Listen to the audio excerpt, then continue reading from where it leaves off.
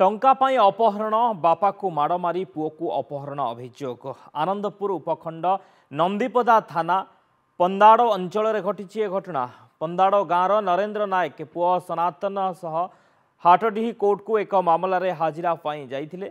कोर्टरू घर को फेरिबा समय उभय बाप पुओं को आक्रमण होईछि। हाटडीही ब्लॉक नाहालिया पोल निकट में जगी रही किसी दुर्बृत्त माड़ मारी घटनास्थल में नरेंद्र अचेत हो पड़ा बेले पुओ को अपहरण कर दुर्बृत्त। अपहरण पर घर लोक फोन कर 5 लाख टंका दाबी करिसेंती अपहरणकारी। गुरुतर अवस्था नरेंद्र को आनंदपुर डाक्तरखाना भर्ती कर अभियोग पर पुलिस घटनार तदंत आरंभ करिछि।